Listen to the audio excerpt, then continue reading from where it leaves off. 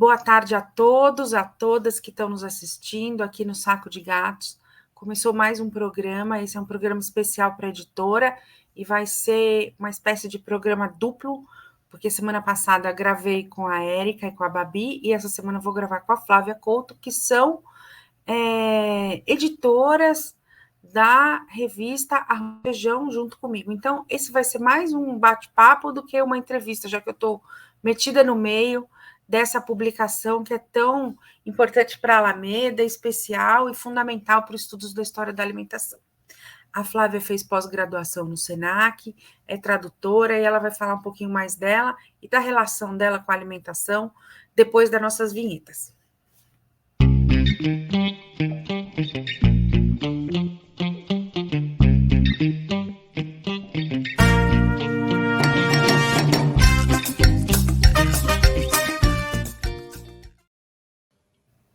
Oi, Flá, tudo bem? Oi, Joana, tudo bom? Quanto tempo, hein, querida? É mesmo, saudades. Bom, a gente resolveu fazer esse saco de gatos, a gente fez semana passada com a Érica e com a Babi, e agora essa semana é com você, que são, junto comigo, as editoras da revista Arroz e Feijão.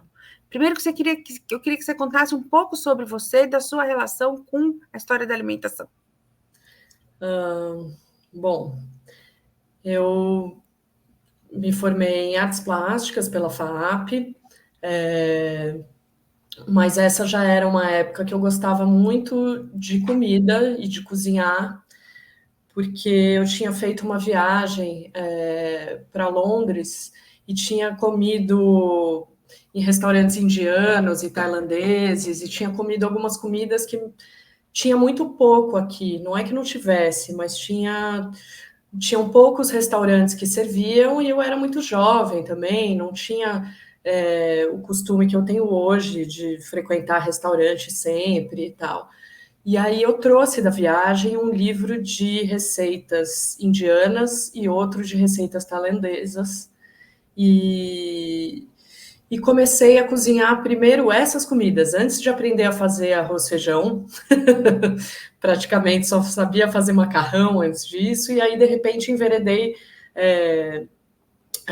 por esse lado de fazer comida indiana e tailandesa. Então, ia no Mercadão, nessa época começaram a ter mais produtos importados, então eu ia no Mercadão e comprava um monte de especiarias e temperos e tal, e fazia almoços e jantares para os meus amigos.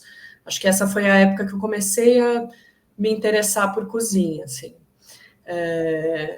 Depois eu fiquei cozinhando, assim, dessa maneira amadora por muito tempo, e sendo designer gráfica em revistas de moda e de outros assuntos, inclusive uma de história.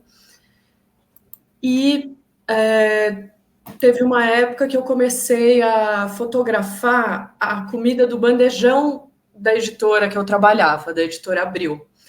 E aí eu fotografava a comida do bandejão e fazia uma legenda meio gourmetizando assim, a comida do bandejão. Era uma coisa mais de humor do que sobre gastronomia e tal. Depois eu saí dessa editora e continuei nessa conta do Instagram que eu tinha, postando sobre comida e me interessando cada vez mais por esse assunto.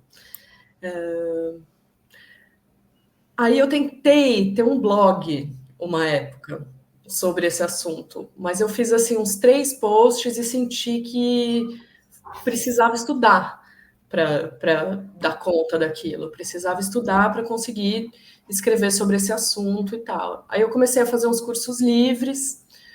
Num desses cursos livres, que foi da Isabela Calha, que hoje é doutora em alimentação também pela Letras da USP, eu fiquei sabendo que existia essa pós do SENAC, que chamava Gastronomia, História e Cultura, e me inscrevi, passei, só que no ano que eu me inscrevi não teve quórum, não teve aluno suficiente para o curso acontecer. Então eu fiquei um ano inteiro esperando. Nesse ano que eu fiquei esperando, eu fiz vários cursos livres com o Carlos Alberto Doria, fiz outros da Isabela, fiz alguns no SESC. E aí, finalmente, no ano seguinte, teve aluno suficiente e o curso aconteceu. E aí foi, assim, uma coisa que mudou completamente a minha vida, o jeito como eu me relaciono com a comida e com os estudos da alimentação. Entendi que isso era uma área, que era uma área diversa, muito multidisciplinar, né, que envolve história, antropologia, sociologia, estética e gastronomia. Enfim, fiquei apaixonada pelo tema e te conheci, né? Que foi uma coisa bem importante, eu acho, tanto para minha vida quanto para minha vida profissional, assim. Foi um momento bem legal no Senac. Eu estava começando a dar aula e foi uma classe difícil, mas com pessoas muito legais e interessantes. Tanto que fizemos muito, né? Foi demais ter feito o pós. Foi bom, essa pós é muito legal. Eu recomendo a pós para todo mundo do Senac, porque eu mesma, se não estivesse dando aula lá, faria a própria pós, mais uma pós, porque é de tão legal que é. É super interessante. É mesmo. Eu acho que abre, assim, 1000 abas na nossa cabeça. A gente fica querendo pesquisar tudo, porque a cozinha tem isso, né, Jo? Eu acho que é uma coisa muito cotidiana, tá presente na vida de todo mundo, então a gente costuma fazer meio no automático, tanto comer quanto cozinhar, e eu acho que após foi um momento de parar para pensar no que é isso, né? No tanto de coisas que estão envolvidas nesses dois atos, o de comer e o de cozinhar. Acho que abre um mundo, né? E eu acho que na pós a gente entrou em contato com um monte de coisa, quer dizer, até eu como professora, né? E uma dessas coisas foi algo que a gente colocou, acho que no primeiro número da Arroz e Feijão, que foi o Manifesto de Polenzo, que é essa universidade na Itália que trata a alimentação dessa maneira diferenciada e que tem muito a ver com o que a gente pensa da alimentação e que, por seu lado, tem a ver com como a gente faz a revista, que é pensar a alimentação, primeiro, fora apenas dos lugares de alimentação, ou seja, fora dos restaurantes, e pensar a alimentação como parte fundamental da vida do ser humano, né? Da cultura humana.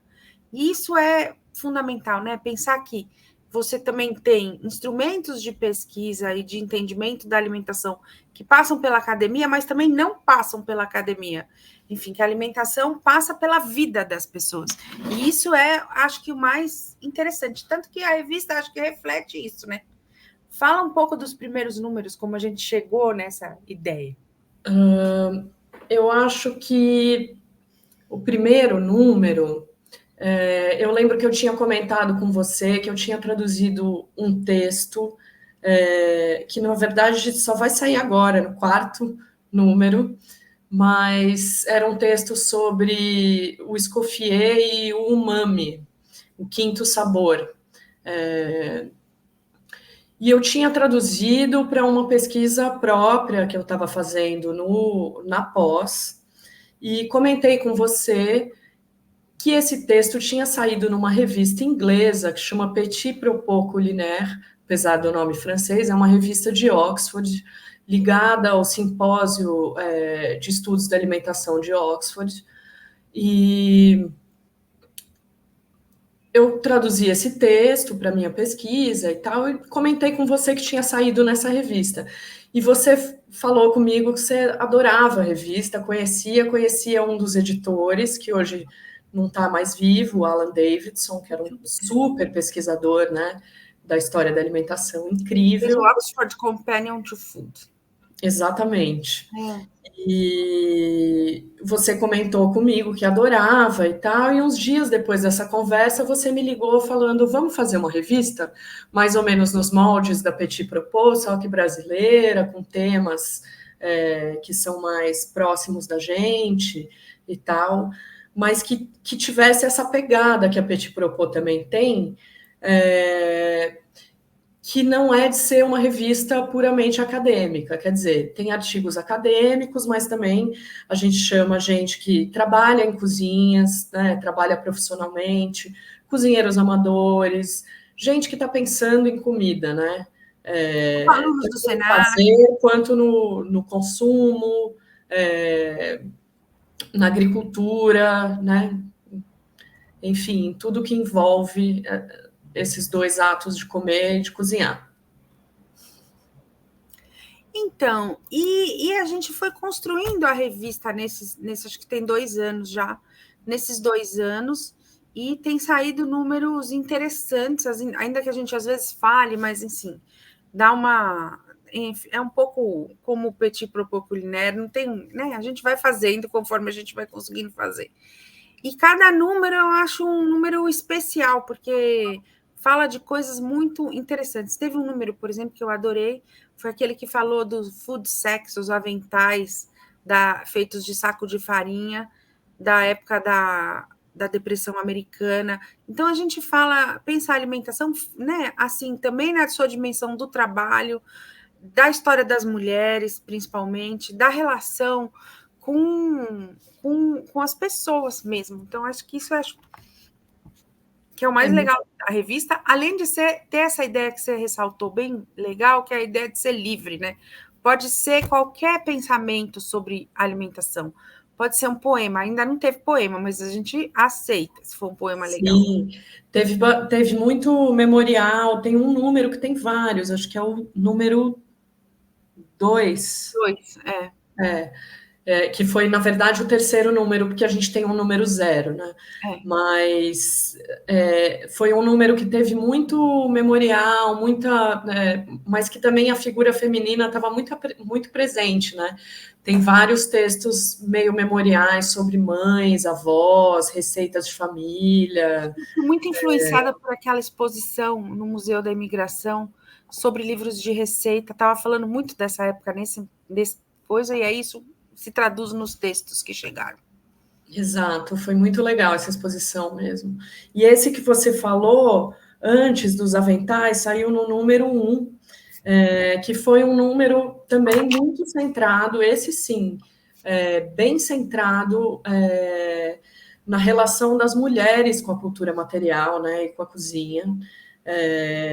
Então, desde o papel das mulheres nas cozinhas profissionais hoje em dia, até essas coisas mais históricas dos feed sacks, coquetéis que são mais pedidos por mulheres, né, Jô? Esse texto era seu. Enfim. É muito legal, assim, a gente não tem um tema, né, Jô, que permeie cada edição, mas às vezes tem uma ênfase um pouco maior em algum assunto em determinada edição, assim. As meninas que pediram que a próxima edição fosse com uma certa ênfase, que eu acho que é receitas de família ou comida em família, que eu acho um tema interessante da gente pensar mesmo, porque tem muita gente querendo pensar sobre isso. E uma das coisas que esse tema me traz também claro que comida e família está sempre muito envolvido com amores e tal, mas comida e família também está muito envolvido com violência, né? Violência contra as mulheres, de terem que serem as que são obrigadas a pensar na comida da família, enfim, que são responsáveis por alimentar todo mundo, que tem seu papel histórico delimitado e quase imutável dentro da cozinha, as mulheres, da cozinha doméstica. Muito interessante pensar nesse tema, mas isso é para o próximo número, a gente tá aqui. Ô, Flá, fala um pouco da sua newsletter, que é tão interessante, que eu adoro. Então, aí, na verdade, mais ou menos em paralelo com arroz e feijão, eu comecei a pensar num projeto próprio que eu queria que pudesse ser online, mas ao mesmo tempo, é isso, eu já postava uns tipos de umas pensatas assim no Instagram sobre comida, além de postar os lugares que eu ia, restaurantes, os pratos que eu estava comendo ou cozinhando, mas eu achava que faltava espaço para escrever um pouco mais longamente sobre os temas, queria colocar mais imagens e achava que eu queria habitar um pouco esse lugar entre as redes sociais e a academia, assim. Então, eu bolei essa newsletter que chamava Não Food e fiquei fazendo ela durante 2 anos, que no fim acabaram coincidindo com os anos da pandemia, mas não era a ideia. Eu demorei um pouco para lançar a primeira, então acabou coincidindo, mas é um projeto um pouco anterior à pandemia. E aí eu acho que era um espaço onde eu dei vazão a todos os assuntos que me interessavam, por menores que fossem, assim, que dissessem respeito à cozinha e à comida. Então, a primeira foi sobre comidas azuis e o tom azul, né, a cor azul na história da Eu gastronomia. adoro esse texto. A gente podia até publicar no Arroz e Feijão, porque é texto tão legal. Esse é um que é legal publicar junto com imagens, eu acho, porque é muito impactante, né? A gente não está acostumado a colocar na boca coisas azuis. Embora, na época que eu escrevi, tenha tido uma moda, assim, bem forte disso. Eu lembro que eu citava um prato que tinha genipapo, genipapo verde, mas ele fica azul, na verdade, porque a hora que entra em contato com aminoácidos, ele fica azul e não verde. Foi quando começaram a usar uma flor chamada clitória, que também é uma flor azul e que tinge líquidos. Então, estava tendo muito drink nessa época, muito coquetel azul com xarope dessa flor, ou essência dessa flor, né? E aí tinha um negócio legal que é se você coloca uma coisa ácida, daí fica meio roxo. Então, os bartenders na época estavam usando muito isso, faz uns 2 anos mais ou menos, de fazer um drink que já ele era servido azul e depois ele se transformava na frente do cliente e tal. Era uma newsletter que tinha relação com moda também, que eu sei que é um assunto que você gosta muito e, enfim, escreve sobre também. Essa coisa da moda também me interessa muito, mas bem focada dentro desse meio gastronômico, né? As tendências gastronômicas são um assunto que me interessa muito, assim, como que isso aparece, como que elas surgem, como que as pessoas adotam determinados comportamentos coletivamente, o que que isso diz, né, sobre um determinado momento e tal. Você fez um TCC sobre a gastrodiplomacia, não foi? Isso, era na verdade, eu até cheguei a depois publicar ele como newsletter também, numa versão um pouco mais sucinta, que era sobre esse assunto da gastrodiplomacia, que é um meio de um país, de um governo, usar esse soft power, que é a cultura alimentar,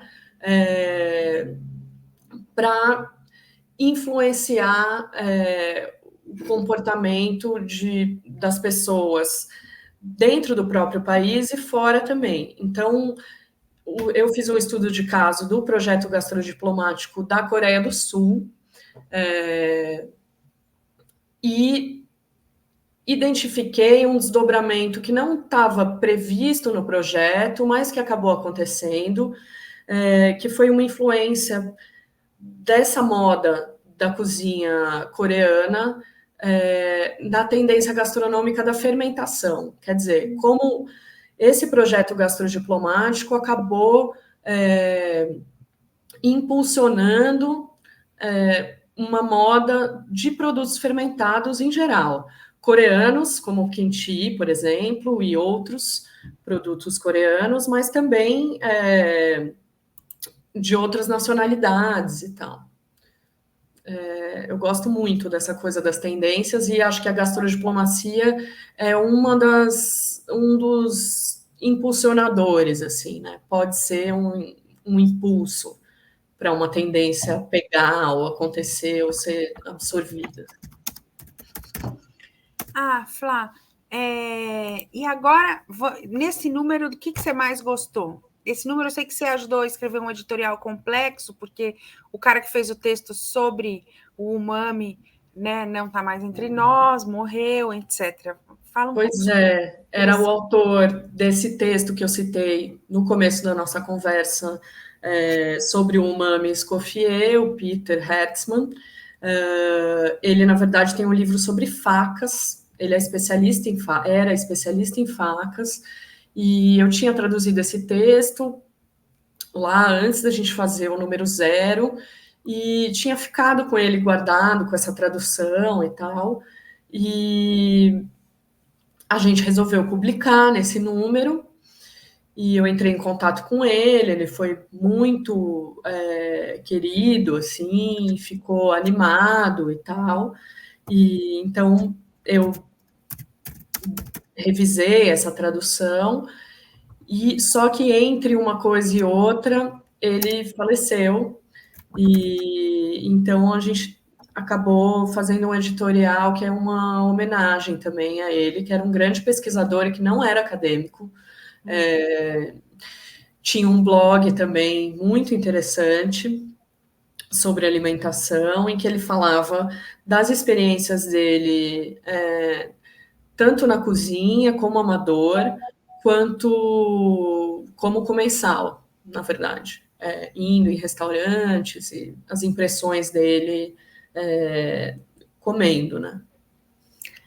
Ô, Flá, vamos chamar as pessoas para o lançamento, que vai ser dia 2 de outubro, na Alameda, Avenida Rua 13 de Maio, 353, em que nesse dia a gente vai estar lançando a revista, conversando sobre cacau e fazendo uma vernissagem com fotos sobre comida do Marcos Muniz. Então, queria que todos viessem e prestigiassem a revista e falassem de comida com a gente, tanto vindo para conversar sobre alimentação, como para sugerir ideias para os próximos números, que a gente está aberta, né? Com certeza.